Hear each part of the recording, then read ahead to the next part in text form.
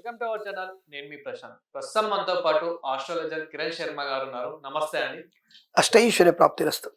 సరే, ఇక్కడ చాలా మందికి సమస్యలు అనేటివి ఉంటాయి. ఈ సమస్యలను బేస్ చేసుకొని చాలా మంది దొంగ బాబాలు చాలా రకాలుగా యూజ్ చేసుకొని మీకు ఇది చేస్తే బాగుంటుంది, అది చేస్తే బాగుంటుంది అని చెప్పేసి వాళ్ళ దగ్గర ఉన్న డబ్బు అంతా చాలా లాగుతూ ఉంటారు. సో ఇక్కడ మనము దొంగ బాబాలు ఎవరు, నిజమైన బాబాలు ఎవరు అని చెప్పేసి ఎలా గ్రహించాలి? ఒకటి విషయం, మంచి విషయం. ఇది చాలా మంచి ఇంపార్టెంట్ ప్రశ్న ఇది. దొంగ బాబాలు ఎలా కనిపెట్టాలి?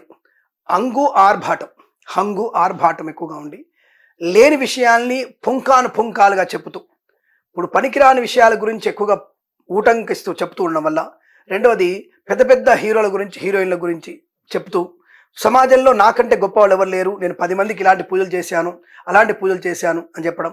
రెండోది, నేను చేతిలోంచి అది తీశాను, నెత్తిన నిమ్మకాయ పెట్టుకుంటే నీకు అవుతుంది, నీకెందుకు, నువ్వు కూర్చో, నీ దగ్గర నీకు 100 కిలోల బంగారం ఇస్తాను అని చెప్పేటువంటి వ్యక్తుల్ని, అటువంటి మాటలను విశ్వసించాల్సిన అవసరం లేదు. ఎవరు వాళ్ళని విశ్వసిస్తారు? 2 వ్యక్తులు విశ్వసిస్తారు. ఒకటి, అత్యాశ ఉన్నవాళ్ళు. వెంటనే వాళ్ళు జీవితంలో పైకి వెళ్ళిపోవాలి అంటే అర్జెంటుగా నాకు 100 కోట్లు వచ్చేసేయాలి, I want to become enjoy my self, Benz car కావాలి, నాకు విల్లా కావాలి, so I want to become a great, నాకు హీరోని అయిపోవాలి, నాకు 100 కోట్లు అనుకో, 10 కోట్లు హీరో అయిపోతాడు కాబట్టి, సో హీరోయిన్ అయిపోవాలి, నేను హీరోయిన్ అయిపోవాలి అంటే అత్యాశ పరులు అనేవాళ్ళు మోసపోతారు. రెండవది, పాపం రోజు కూలి చేసుకునేవారు, తినడానికి బారు సంపాదించుకునే వాళ్ళు. ఎందుకంటే వారికి సమస్యలు ఎక్కువగా ఉంటాయి. ఆ సమస్యల్ని చిన్న సమస్యలకి పెద్దగా ఊహించుకొని ప్రమాదంలో పడేవాళ్ళు. ఇటువంటి వాళ్ళందరూ కూడా లేనిపోని మంత్రశక్తితో తగ్గించేస్తాను, నీ కడుపు నొప్పి ఉంది, నీ కడుపు నొప్పి కూర్చోను, ఇగో ఈ నీళ్ళు తాగేసేయి, నీకు తగ్గిపోతుంది. తగ్గదు. వెంటనే మీరు క్వశ్చన్ అడగొచ్చున్నాను, సరే మీరు దేవునికి అభిషేకం చేసి ఆ తీర్థం ఇస్తారు కదా అంటే, దైవికమైన శక్తికి, ఆ యొక్క శిలకి దైవిక శక్తి ఉంటుంది. That is energy can prove it. ఆ ఎనర్జీని మనం ప్రూవ్ చేయొచ్చు ఒక మిషన్ ద్వారా. ఆ యొక్క రాతికి, మీరు అనుకున్నటువంటి నాస్తికులైనటువంటి వ్యక్తులు, అజ్ఞాన వేదికలు అనుకున్నటువంటి ఆ రాయికి శక్తి ఉందనే విషయాన్ని మనం ప్రూవ్ చేయొచ్చు. ఇట్ క్యాన్ ప్రూవ్ విత్ మిషన్స్తో ప్రూవ్ చేయొచ్చు. మనం దాని ఎనర్జీ అంటారు. మనం అటువంటి ఎనర్జీ అనేది ఆ యొక్క పదార్థాన్ని, ఒక గుడి అంటే చుట్టూ ఉన్నటువంటి, ఇప్పుడు మీరు మల్లమ్మ పోచమ్మ గుళ్ళకి ఉన్నటువంటి ఎనర్జీ వేరు, మనకి ఒక మందిరంలో కట్టి గర్భగుడిలో ఉన్నటువంటి విగ్రహానికి కింద యంత్రానికి ఉండే శక్తి వేరు. ఆ యంత్ర శక్తికి అనేది ఎక్కువగా బలం ఉంటుంది. అంటే మంత్రంతో 21 రోజులు ఆ యంత్రానికి పూజ చేసి, తర్వాత ఆ యొక్క రాతిని ప్రతిష్ఠ చేయడానికి, ప్రాణప్రతిష్ఠ చేయడానికి కొన్ని మంత్రాలు ఉంటాయి. అసునీతే పునరస్మ చుచక్షు పునఃప్రాణమిహనో దేహి భోగం అనే మంత్రాలతో వాటికి ప్రాణప్రతిష్ఠ చేస్తారు. అలాంటి ప్రాణప్రతిష్ఠ అనేది, ఎగ్జాంపుల్కి, నువ్వు గర్భంలో ఉన్నప్పుడు శిశువుకి అన్నం ఎవరు పెడతారు, ఎలా పెడతారు? తల్లి ఏమైనా చేరి కడుపులో పెట్టేసి పిల్లానికి స్పూన్ ఫీడింగ్ చేస్తుందా? చేయదు. ఎలా వెళ్తుంది మరి ఆ ఫీడింగ్ అనేది? అంటే తల్లి నాభి నుంచి, శిశువు యొక్క నాభి నుంచి ఆ భోజనం వెళ్తుంది. అది కనెక్షన్ ఉంది కదా. అలాగే ఎలాగైతే మీకు కనబడుతున్న కనెక్షన్ ఉందో, అలాంటి కనెక్షనే మనం చేసినటువంటి వైదిక కర్మల్లో ఒక దర్భకి అటువంటి కనెక్షన్ ఉంటుంది. దానినే ప్రాణప్రతిష్ఠ అంటారు. ఆ యొక్క మంత్రాలతో స్వామివారికి కానీ అమ్మవారికి కానీ చేసినప్పుడు దాని శక్తి ఉత్పన్నమవుతుంది. అలాగే రెండవది, రోజు చేయడం ధ్వని, అంటే మంత్రధ్వని కావచ్చు, గంట ధ్వని కావచ్చు, చుట్టూ జనాలు తిరుగుతున్నటువంటి ప్రదక్షిణ క్రమంలో ఆ యొక్క శక్తికి, ఆ రాతి విగ్రహానికి శక్తి పెరుగుతూ ఉంటుంది. ఆల్వేస్, ఎప్పటికీ పెరుగుతూనే ఉంటుంది. అది ఆ శక్తి ఎప్పుడైతే వెళ్తున్నామో, ఆ అమ్మవారిని కానీ స్వామి చూడగానే మనలో ఒక పాజిటివ్ ఎనర్జీ వచ్చేస్తుంది. You can receive something. ఎక్కువ తీసుకోలేవు, నువ్వు కొద్ది మాత్రం తీసుకునేటువంటి అవకాశం ఉంటుంది. ఎలాగైతే మనం ఒక యజ్ఞం చేస్తున్నప్పుడు కొంత వేడిని తట్టుకోగలుగుతాం, ఇంకొద్ది వేడిని దూరంగా తట్టుకోగలుగుతాం. మహావేడి అయితే దూరం వెళ్తాం. అది ఇల్లు తగలబడితే ఫైర్ ఇంజన్ వచ్చి దూరంగా పడాల్సిందే, అంత దూరం వెళ్ళిపోండి, 1 కిలోమీటర్ దూరం ఉండాల్సిందే. అది లాభా ఉంటే, అంటే ఒక్కొక్క శక్తికి ఒక్కొక్క ఉంటుంది. ఎలాగైతే నువ్వు అనుకున్న శక్తి ఒక రకంగా ఉందో, అటువంటి శక్తిని మాత్రం స్వీకరించగలుగుతాం. అందుకే దేవాలయానికి వెళ్ళడం, ప్రదక్షిణ చేయడం వల్ల కొంత శక్తిని నువ్వు స్వీకరించేస్తే ఆ శక్తి నీకు ధైర్యాన్ని కలిగిస్తుంది, చైతన్య స్థితిని కలిగిస్తుంది. ఇది దైవికమైన భావన.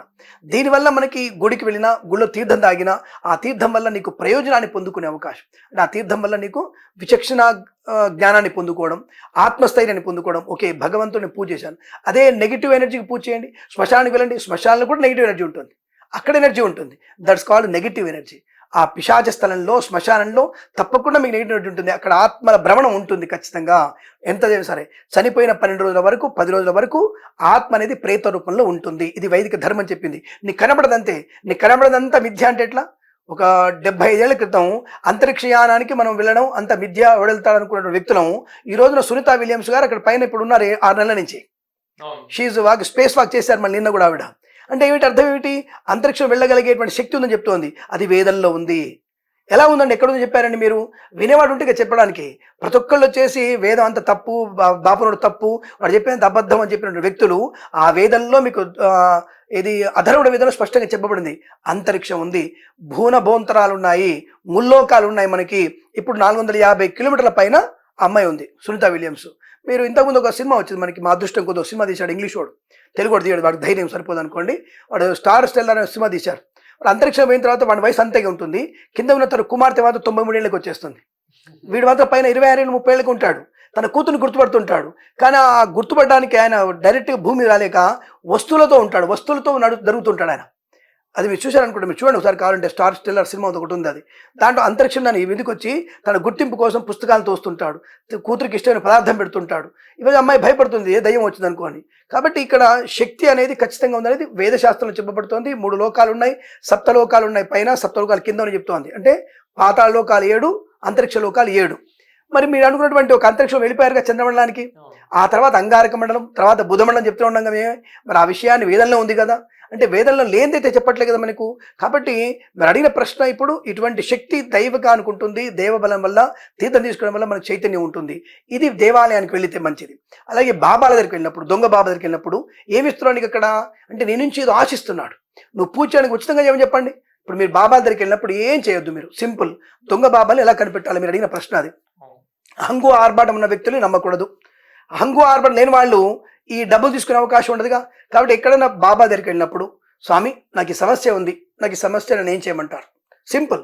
ఎందుకు మీ ఇంటికి వచ్చేస్తాను, దండం పట్టుకొని వస్తాను, మీకు నాగబంధం వేస్తాను, మొత్తం మీద ఒక 50,000 ఖర్చు అవుతుంది, నీ బంగారాన్ని అందులో పెట్టు, నీకు ఇంకా ఎక్కువ వస్తుంది అన్న వ్యక్తిని నమ్మకూడదు. ఎప్పుడైతే నీ ఇంటికి వచ్చి పూజ చేస్తారో దొంగ బాబానే. అయితే పౌరోహిత్యంలో వచ్చేటువంటి మీరు అనొచ్చు, మీరు దొంగ బాబాలు వేరు. బాబాలంటే ఏ మంత్రం లేకుండా, ఏది లేకుండా, కేవలం తాంత్రిక శక్తితో, మాటల గారిడితో మాట్లాడే వ్యక్తులు, హంగు ఆర్భాటం వచ్చేవాళ్ళు వాళ్ళు ఉంటారు. సో కాబట్టి ఒక బీదవాడికి సమస్య పోవడానికి తను కూర్చున్న ప్రదేశంలో నుంచి నీ సమస్యని పూర్తి చేయగలిగే అవకాశం ఖచ్చితంగా ఉంటుంది. ఖచ్చితంగా మంత్రానికి బలం ఉంది. నిజమైనటువంటి నువ్వు బాబావైతే, దేవుడు నిన్ను ఆవహించి ఉన్నట్టయితే ఆ సమస్యను దూరంగా ఉంచి పరిష్కరించగలిగే అవకాశం ఉంటుంది. మరి కంచి పరమాచార్య స్వామివారు, పెద్ద స్వామివారు ఎన్నో సమస్యలకి పరిష్కారం చూపించాడు ఆయన. అది మీకు ప్రత్యక్షంగా ఉదాహరణతో సహా మీకు ఉంది. కంచి పరమాచార్య వైభవం చదవాలి మీరు. ఆయన ఎక్కడున్నటువంటి పిల్లలకి, క్యాన్సర్ వచ్చినటువంటి పిల్లలు కూడా అలాగా సరే తగ్గిపోయింది, నీకేం పర్లేదులే అన్నటువంటి వ్యక్తులకి, ఒక విధవని దీర్ఘసుమంగళీ భవ అన్నటువంటి ఆశీర్వదించిన వ్యక్తి తర్వాత అమ్మాయికి పెళ్ళవడం, ఇలాంటివి కంచి పరమాచార్య వైభవంలో కోకొలలుగా ఉన్నాయి. మీకు ప్రత్యక్ష ఉదాహరణలు అవన్నీ కూడా మీకు స్పష్టంగా విత్ ఎగ్జాంపుల్స్ మీరు వెళ్ళి, మీరు కనుక ధైర్యంగా దాన్ని చెక్ చేయగలిగితే, వీడియోలు చేయగలిగితే, అక్కడికి వెళ్ళి కంచికి వెళ్ళి అలా తీయగలిగితే బోర్డు దొరుకుతాయి మీకు. అంటే అటువంటి స్వామీజీలు వేరు. ఆయన నడిచే దైవుడు ఆయన. ఆయనతోని ఈ బాబాల్ని పోల్చట్లేదు నేను, కానీ అటువంటి ఉన్నాయా అంటే ఖచ్చితమైనటువంటి స్వామీజీలు, పరమాచార్యుల వారు, అలాగే శృంగేరి స్వామి వారు కానీ, ఇటువంటి వాళ్ళటువంటి వ్యక్తిత్వం వేరు, ఆ తత్వం వేరు, భగవత్ స్వరూపాలు వేరు. వీళ్ళందరూ కూడా తుచ్చమైనటువంటి బతకడానికి, ఆడదాన్ని అనుభవించడానికి చేసేటువంటి కొన్ని దొంగ భావాలు ఖచ్చితంగా ఉంటారు. వీళ్ళు హంగు ఆర్భాటంతో చేసేటువంటి పనులు కూడా ఉంటాయి. స్వామి చాలా మంది హంగు ఆర్భాటాలు ఉన్నాయి కదా, పెద్ద పెద్ద వాళ్ళు కూడా. అంటే వాళ్ళు చేసేటువంటి, ఇప్పుడు నీలాంటి వాడు వెళ్ళినప్పుడు నన్ను ఏం కావాలి, 2 ప్రసాదం ఇచ్చేసి మంచి జరుగుతుంది వెళ్ళంట తప్ప, నేను నీ ఇంటికి వచ్చి పూజ అని చెప్పారు. అంటే ఇప్పుడున్నటువంటి స్వామీజీలు ఎవరైనా సరే, స్వామీజీలు ఉన్నారు కదా కొంతమంది, గణపతి స్వామి వారి కానీ, ఇంకొక స్వామీజీ కానీ, చాలా మంది ఇంటికి వచ్చి హోమాలు చేయాలి, ఇలా 50,000 ఖర్చు అవుతుంది, 4 పంతులం వస్తాము, 2 వస్తాము అని చెప్పేసి చాలా మంది మాట్లాడే వాళ్ళు ఉన్నారు. సో ఇదంతా అబద్ధం అంటారు. దొంగ బాబాల వల్ల అబద్ధం ఇది. ఆ దొంగ బాబాలకు అబద్ధం అది. దానివల్ల ఎటువంటి ప్రయోజనం కలిగే అవకాశం ఉండదు. అదే విధంగా ఇక్కడ సమస్యలు అంటే ముందుగా చాలా మందికి ఉండేది ఏంటంటే, చాలా మందికి ఉద్యోగం వస్తలేదని ఒకటి, అండ్ ఉద్యోగం వచ్చినా కానీ సంతానం పెళ్లి అవుతలేదని ఒకరు, అదేవిధంగా పెళ్ళైన వాళ్ళు సంతానం అవుతలేదని చెప్పేసి ఇట్లా ఈ సమస్యలు అయితే చాలా మందికి ఉన్నాయి. సో ఇలాంటి వాళ్ళు ఏం చేయాలి? ఒకటి గుర్తుపెట్టుకోండి, ఇప్పుడు బాబాలు వేరు, జ్యోతిష్కులు వేరు, దొంగ జ్యోతిష్కులు వేరు. 190 మంది దొంగ జ్యోతిష్కులే ఉన్నారు, 190 మంది దొంగ జ్యోతిష్కులే ఉన్నారు. మీరు నన్ను కూడా అడగవచ్చు, స్వామి మీరు నిజమైన జ్యోతిష్కులా అని నన్ను అడగవచ్చు మీరు కూడా. అయితే ఒకటేంటంటే శాస్త్రీయ దృక్పథం ఉండాలి దానికి. ఒకటి సైంటిఫిక్గా మాట్లాడాలి, చదువుకున్న వాళ్ళలాగా మాట్లాడాలి, ప్రాక్టికల్గా ఉన్నటువంటి సమాజస్థితి గురించి మాట్లాడాలి. అలా మాట్లాడి జ్యోతిష్ శాస్త్రంలోనే ఈ ప్రాబ్లం ఉంది, ఈ అష్టోత్తరం చదువుకో, ఈ జపం చేసుకో, ఈ టైంలో నువ్వు ప్రారంభం చేయి, ఈ టైంలో నువ్వు ఎక్కువ కష్టపడు, ఈ టైంలో నీకు అనుకున్న పని అవుతుంది, నువ్వు ప్రయత్నం గట్టిగా చేయి. ఒక పాజిటివ్ ఎసెన్స్ ఇవ్వడం వల్ల వాడు ప్రయోజకుడే అవకాశం ఉంటుంది. పూజ లేదు అని చెప్పడం లేదు నేను, పూజ లేదని చెప్పట్లేదు నేను. ఒక చండీ హోమం ఉంది, నీకున్నటువంటి అనేక సమస్యలు, ఎంత చేస్తున్నా నీకు సమస్యలు రావట్లేవు, సంతానం అవ్వట్లేదు, నీ జాతకంలో కనుక జన్మలగ్నం నుంచి పంచమ స్థానం, జన్మలగ్నం నుంచి దశమ స్థానం, అంటే కొన్ని లగ్నాల నుంచి ప్లేస్మెంట్స్ ఉంటాయి. ఆ ప్లేస్లలో గ్రహాలని బట్టి దాన్ని అంచనా వేసుకుంటూ, ఇది nothing but algorithm, mathematical information. ఈ లెక్క ప్రకారంగా పలానా టైంలో నీకు వివాహం అవుతుంది, పలానా టైంలో నీకు ఉద్యోగం వస్తుంది, పలానా టైంలో నీకు సంతానం అవుతుంది చెప్పడానికి అవకాశం ఉంటుంది. రెండవది, సంతానం అవ్వదని చెప్పవచ్చు, నపుంసకులుగా ఉంటారని కూడా చెప్పవచ్చు మనం. మీరు నపుంసకులుగా ఉన్నారని కూడా చెప్పవచ్చు మనం. నపుంసకుడు అంటే ఏమిటి? కేవలం శారీరక సౌఖ్యాన్ని అందించడమే కాదు. నపుంసకుడు అంటే అది క్షణమైనటువంటి శారీరక సౌఖ్యాన్ని పొందుకోలేడు. ఏదో ఆర్టిఫిషియల్గా వీళ్ళందరూ పడుకున్నాను అంతవరకే, మొగుడు దగ్గర పడుకో అంతవరకు తప్ప వారు శారీరకంగా సంతృప్తి పొందేటువంటి వ్యక్తులు కారు.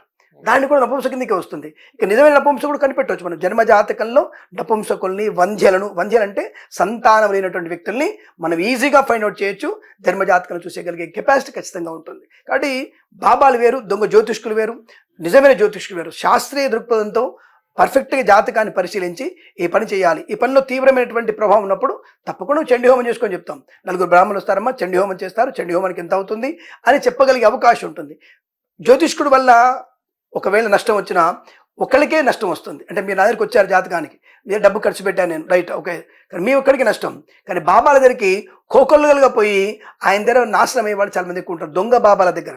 కానీ అటువంటి వ్యక్తిత్వం కరెక్ట్ కాదని చెప్తాను నేను. అదే విధంగా మన చేయి చూసి మన భవిష్యత్తు చెప్పే వాళ్ళు ఉన్నారు, మన గతం కూడా చెప్పే వాళ్ళు ఉన్నారు. ఖచ్చితంగా ఉంటుంది. సో ఇది నిజంగానే మన చేయిలో అంతుందా? ఖచ్చితంగా ఉంటుంది. మీరు ఎందుకు ఇప్పుడు సింపుల్ లాజిక్ చెప్తాను. మన ప్రపంచ జనాభా 650 కోట్లు దాదాపు దగ్గరలో ఉన్నాం మనం. ఇప్పుడు మీ థంబ్ ఇంప్రెషన్ కనుక మీ బొడ్రం వేలు చూసుకుంటే 650 కోట్ల మందిలో ఏ ఒక్కరు కూడా సేమ్ ఉండదు. అది ఛాలెంజ్. సో కాబట్టి ఇదే మరి మీరు కరెక్ట్ ప్రశ్న అడిగా నన్ను. మీరు ఎలాగైతే ఒకళ్ళు అంటారు అమ్మ కడుపు ఉన్నప్పుడు చేతులు ఇట్లాగే పడుకుంటారు, ఎవరైనా ఇలాగే పెట్టి పడుకుంటారు, ఇంకో దిగి పడుకుంటారు అన్నప్పుడు రైట్ యాక్సెప్టెడ్. నేను పాప ఆయన కరెక్ట్ చెప్పాడండి, సైంటిస్ట్ ఆయన, నాస్తికవాదని కరెక్ట్ చెప్పాడండి. తల్లిగడ్డ ఇలా చేతులు పెట్టి ఇలా పడుకుంటారు, అందరూ ఇలాగే పడుకుంటారండి, ఇంకోలా పడుకోరు.